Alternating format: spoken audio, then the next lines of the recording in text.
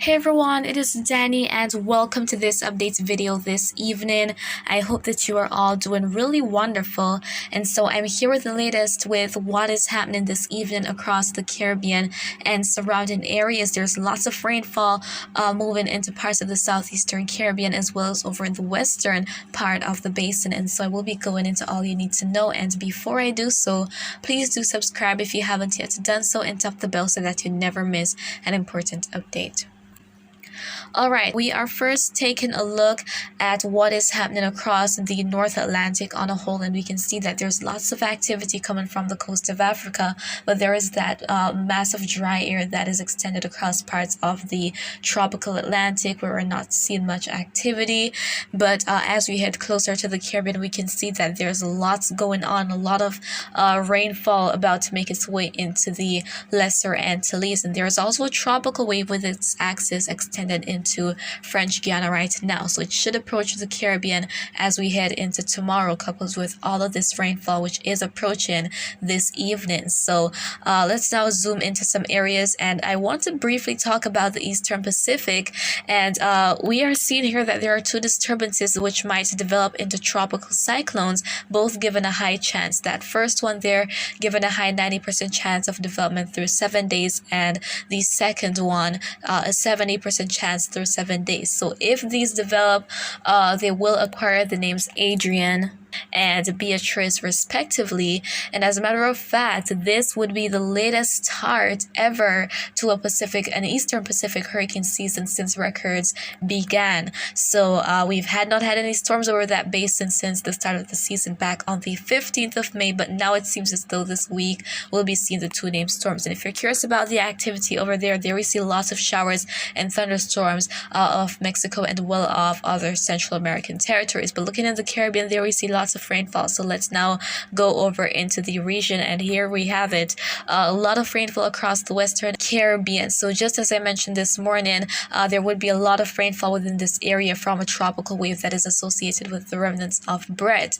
and it is likely that there is even flooding across some areas. So guys, if you're experiencing heavy rainfall, not only from this in Central America but any rainfall event, please do not take any unnecessary risks. And so for other areas such as the Cayman Islands, Grand Cayman specifically, there is some shower and thunderstorm activity in the region as well, and even for Cuba, parts of South Florida, as well as the Bahamas, and going over into sections of Hispaniola, Puerto Rico, and also for Jamaica. So let's zoom into Jamaica here, and on the infrared satellite we can see that there is some activity, especially across northern parishes this afternoon. Let's go to the visible satellite imagery. So this is what was there, and those yellow dots indicate those lightning strikes. So we can see that for most of the southern portion of the island, though, there isn't much. And I know there have been many persons complaining about the heat in parts of Westmoreland, going to Portmore, Kingston. So unfortunately, it is another sunny, hot evening.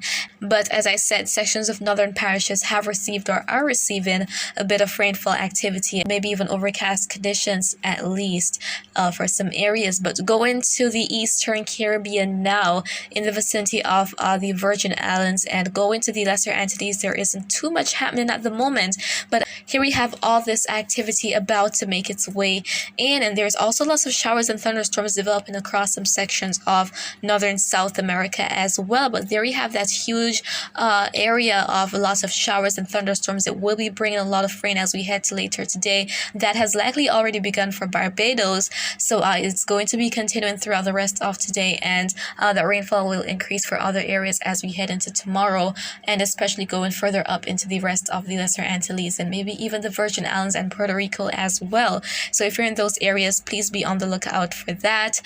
And persistent heavy rainfall will likely result in flooding across especially those flood-prone areas, and so I want you to all be safe in the event of any major rainfall activity, and this is likely going to be persistent within the area.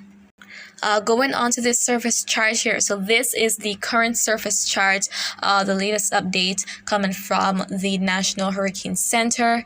And so there we have the axis of that wave. As I said, its axis is extended into French Guiana. And there we have that trough up there. Now that is in association with the remnants of Cindy, which could very well re-intensify. And as a matter of fact, I'll go on to that later in this video. But there we have that tropical wave behind all of that widespread area of showers and thunderstorms. And as we head further into the Caribbean, there we see where that other tropical wave is marked, which is in association with the remnants of Brett. So lots of rainfall throughout this week for Central America, which is likely going to be inducing flooding for many areas. So again, I can't emphasize it enough for you guys to take all necessary precautions and stay safe.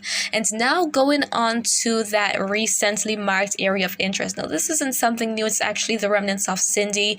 So the cyclone actually dissipated last night, but the remnants remain, and there is a chance that they could re-intensify in the vicinity of Bermuda or heading further northward to Atlantic Canada, where that area is highlighted. So those upper level winds, that wind shear is too strong right now to allow for any imminent re-intensification. However, as it continues toward the north, we could see some more intensification within this shaded area here, but it will be making its way into some cooler waters. So if it should re-intensify, it shouldn't be anything too crazy.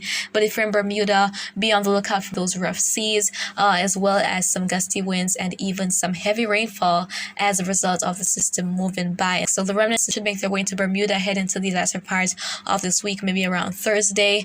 And so guys, I'll continue to keep you updated as necessary. I'll continue with my dual updates each day. And so that is what is happening. Again, lots of activity making its way into the Caribbean, and a lot taking place right now across sections of Central America. And there are those two disturbances which could eventually become our first two storms of the Eastern Pacific hurricane season later this week. And so that is what is happening this evening, and I hope that you found this video to be quite informative. But if you have any questions, feel free to leave them down in the comments. I will respond as best and as soon as I can. And remember to always be weatherwise.